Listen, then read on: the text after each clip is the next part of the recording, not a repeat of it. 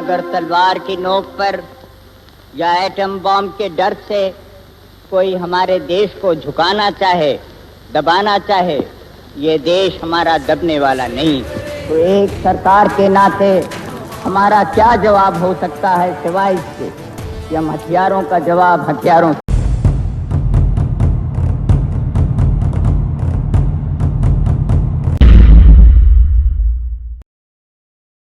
दोस्तों, हम में से शायद ही किसी ने लाल बहादुर शास्त्री जी का नाम ना सुना हो। लाल बहादुर शास्त्री जी कौन? भारत के पूर्व प्रधानमंत्री। लाल बहादुर शास्त्री जी कौन? 5 फुट का एक नाटा इंसान। लाल बहादुर शास्त्री जी कौन? ईमानदारी का जो एक प्रतीक था। लाल बहादुर शास्त्री जी कौन? जिस पर भारत की पूरी जनता मन से विश्वास करती थी। दोस्तों, शास्त्री जी के बारे में हमने डेफिनेटली बहुत कुछ सुना है, लेकिन आज उनके व्यक्तित्व की 5 बेहतरीन कहानियां सुनाने वाला हूं, जिसमें आपको उनके जबरदस्त गुण पता लगने वाले हैं जो हर इंसान को अपनी जिंदगी में अपनाने चाहिए। दोस्तों, बिना देरी करते हुए बढ़ते हैं अपनी पहली कहानी की तरफ। दोस्तों, ये बात तब की है जब हमारा भारत देश आजाद नहीं हुआ था। तब दोस्तों एक स्वतंत्र सेनानियों की एक ऑर्गेनाइजेशन हुआ करती थी। दोस्तों, उस ऑर्गेनाइजेशन के अंदर यह था कि जितने भी स्वतंत्रता सेनानी हैं जो भारत को आजाद कराने में अपना खून पसीना लगा रहे हैं, अगर अंग्रेजी सरकार उनको जेल में बंद कर देती है तो उनके परिवार का पालन पोषण वो ऑर्गेनाइजेशन करती थी। दोस्तों, उस समय के अंदर वो ऑर्गेनाइजेशन हर एक स्वतंत्रता सेनानी के घर पर 50 रुपए महीना दिया करती थी। दोस्तों, इसी तरीके से उस समय के अंदर लाल बहादुर शास्त्री जी जेल के अंदर थे और एक बार उन्होंने अपनी पत्नी को एक लेटर लिखा और उसमें उनसे पूछा कि तुम मुझे ये बताओ क्या 50 रुपए महीने में तुम्हारा दिन का गुजारा हो जाता है या नहीं हो जाता। दोस्तों, उन्होंने बताया कि मैं 40 रुपए के अंदर ही घर चला लेती हूँ और 10 रुपए उल्टा बचा भी लेती हूँ। तब शास्त्री जी को समझ में आया, अच्छा 40 रुपए के अंदर ही घर चल जाता है और 10 रुपए उल्टा बच भी जाते हैं। तब शास्त्री जी को लगा, उन्होंने तुरंत उस ऑर्गेनाइजेशन के एक हेड है उसको लेटर लिखा और उससे विनती करी कि आप एक काम करिए, मेरे घर पर केवल 40 रुपए ही पहुंचाइए करें। आप 10 रुपए किसी बेरोजगार या फिर किसी ज्यादा जरूरतमंद को मेरी तरफ से पहुंचा दिए करना।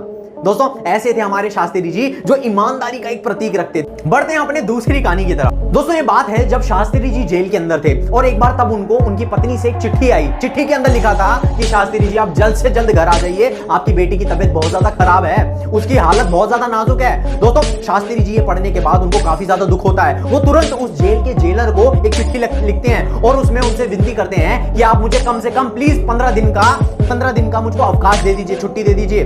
दोस्तों, जेलर जो था वो भी शास्त्री जी की ईमानदारी से इतना इंप्रेस्ड था कि वो उसने 15 दिन की बजाय उनको 21 दिन की छुट्टी दे दी। अब शास्त्री जी जेल से निकलते हैं और अपने घर पहुंचते हैं भागे भागे। घर पहुंचने के बाद वो देखते हैं कि उनकी बेटी की हालत बहुत ज्यादा नाजुक होती है। वो तुरंत उसको गले लगाते हैं और गले लगाने के बाद ही कुछ समय के अंदर उनकी बेटी वहीं पर अपने प्राण त्याग देती है।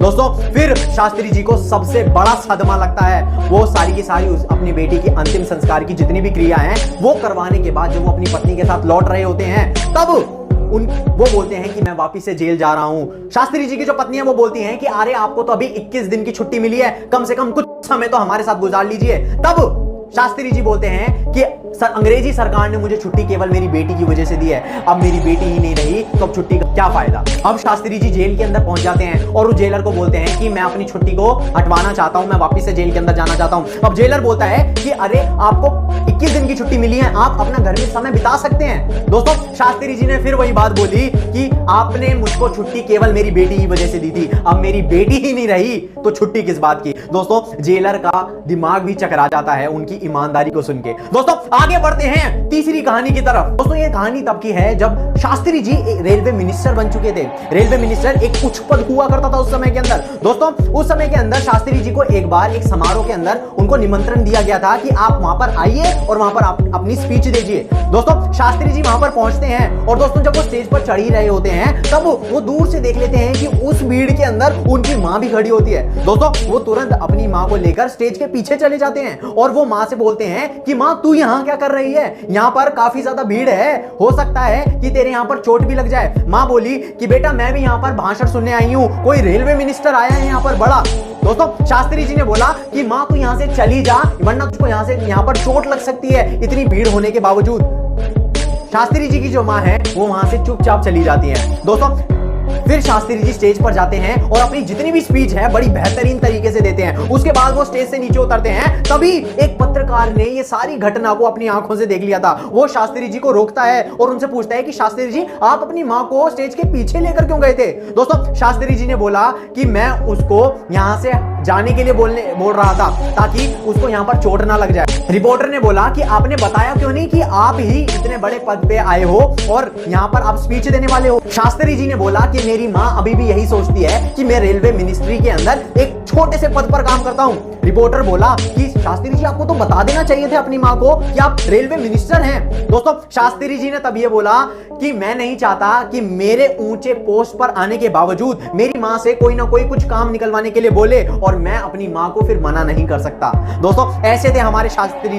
दोस्तों अब आते हैं अपनी लास्ट और आखिरी कहानी पर कि शास्त्री जी की जो पत्नी थी उन्होंने एक बार अपने पति से यानी शास्त्री जी से जिद करी थी कि आप एक प्रधानमंत्री की पोस्ट पर हैं, कम से कम कुछ एक अपने लिए पर्सनल गाड़ी तो ले लीजिए। दोस्तों शास्त्री जी ने तब उनकी जिद को मानकर एक गाड़ी ईएमआई पर ली थी फियाट कंपनी की। दोस्तों तब उन्होंने ईएमआई पर इस गाड़ी को खरीदा था और तब उन्होंने अपनी पत्नी को एक बार बोला था कि जितने भी ये बैंक वाले हैं ये मुझसे बहुत ज्यादा प्रेम करते हैं, अगर ऐसा हो कि मैं अपने प्राण पहले ही त्याग दूं तो तुमको हमेशा बोलेंगे कि आप लोन को मत चुकाइए, आप ईएमआई को मत भरिए। दोस्तों कुछ समय के बाद जब ऐसा ही हुआ कि शास्त्री जी जब इस दुनिया के अंदर नहीं रहे तब कंपनी ने उनको यही बोला था कि आपको ईएमआई लौटाने की कोई जरूरत नहीं है। दोस्तों शास्त्री जी की जो वाइफ हैं वो उस बैंक के ओनर को घर पर बुलाती हैं और उनको बोलती हैं कि मुझको शास्त्री जी ने पहले ही बता दिया था कि आप पैसे लेने से मना कर देंगे और आप हमारे ईएमआई की जो फीस है उसको माफ कर देंगे, लेकिन शास्त्री जी ने मुझको ये भी पहले बोल दिया था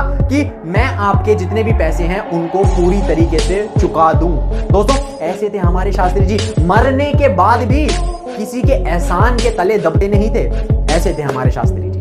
दोस्तों शास्त्री जी की जिंदगी की मैंने आपको 4 बेहतरीन कहानियां सुनाई जिससे आपको बहुत कुछ सीखने को मिला होगा, लेकिन दोस्तों बात तो यहां शुरू होती है कि आखिर शास्त्री जी की मृत्यु कैसे हुई। क्या उनकी मृत्यु साधारण थी या उनकी हत्या करी गई थी। दोस्तों उस दिन हमारे देश ने एक बहुत ही जबरदस्त प्राइम मिनिस्टर को खोया था। दोस्तों शास्त्री जी एक कमरे के अंदर बहुत ही गंभीर हालत के अंदर पाए गए थे। दोस्तों प्राइम मिनिस्टर होते हैं उनके अपने पास एक पर्सनल बेल होती है और एक टेलीफोन भी होता है, लेकिन दोस्तों जिस दिन उनकी हालत इतनी गंभीर थी क्यों उनके कमरे के अंदर एक बेल और एक टेलीफोन नहीं था। दोस्तों बेल दबाते ही पीए भागा भागा अंदर आता है, लेकिन दोस्तों जिस दिन उनकी मृत्यु हुई उस दिन क्यों उनके कमरे में ये सारी चीजें अवेलेबल नहीं थी। दोस्तों उनकी पत्नी ने एक मिल्क वास्क दिया था जिसके अंदर वो दूध भी पिया करते थे। दोस्तों उस दिन शास्त्री जी बार बार मरने से पहले सबके सामने इशारा कर रहे थे कि ये वास्क, सब सोच रहे थे कि उनको प्यास लग रही है, लेकिन जैसे ही उनके पास वास्क ले जाते थे तभी वो उसको हटा देते थे।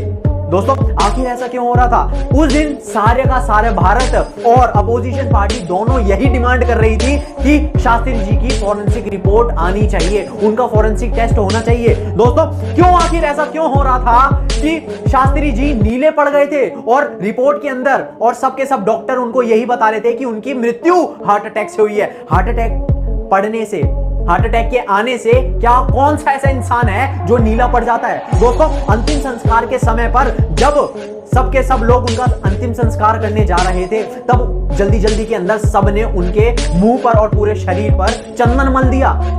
उनके शरीर पर उनके गले के पास एक छेद था जिससे लगातार खून बह रहा था, उनके पेट पर भी एक निशान था जिससे भी लगातार खून बह रहा था। दोस्तों शास्त्री जी की मृत्यु के बाद 2 ऐसे लोग थे, 2 सस्पेक्ट थे। सरकारी कमेटी ने तुरंत एक बैठक बिठाई और उन दोनों लोगों को बुलाया कि आप जल्द से जल्द आइए और अपना बयान दीजिए। दोस्तों पहला था डॉक्टर RN चुग। दोस्तों ये शास्त्री जी के पर्सनल डॉक्टर हुआ करते थे और दूसरा था रामनाथ। दोस्तों आखिर ऐसा कैसे हो सकता है कि जब वो दोनों कमेटी के अंदर पहुंच रहे थे तो दोनों की अलग अलग जगह पर एक ट्रक से एक्सीडेंट होने के कारण दोनों की मृत्यु हो जाती है। आखिर ऐसा क्यों हुआ। दोस्तों सवाल तो बहुत सारे हैं कि शास्त्री जी की मृत्यु हुई थी या ये सोची समझी साजिश थी। तो भारत का एम्बेसडर जो था TN कौल वो बार बार कुलदीप नायर को बार बार यही बोल रहा था कि पॉइजन थ्योरी न्यूज़पेपर के अंदर नहीं लीक होनी चाहिए, वो बार बार धमकी दे रहा था। और आखिर ऐसा कैसे हो सकता है कि शास्त्री जी की मृत्यु के बाद TN कौल का तुरंत प्रमोशन कर दिया, 30 दिन के अंदर ही TN कौल का प्रमोशन कर दिया और लोग उसके लिए ताली बजा रहे हैं। आखिर ऐसा क्यों हुआ कि शास्त्री जी को जब प्लेन से लाया जा रहा था तब इंदिरा गांधी और TN कौल दोनों पीछे खड़े खड़े हंस रहे थे। आखिर ऐसा क्यों हुआ। जब शास्त्री जी का अंतिम संस्कार किया गया था तब क्यों उनके बच्चों को उनको नहलाने नहीं दिया गया था, क्यों जल्दी जल्दी सबके सब लोग उनके अवशेष को जलाने में लगे हुए थे। आखिर ऐसा क्यों हुआ, क्यों फोरेंसिक चेकअप नहीं करवाया गया। दोस्तों सवाल बहुत सारे हैं।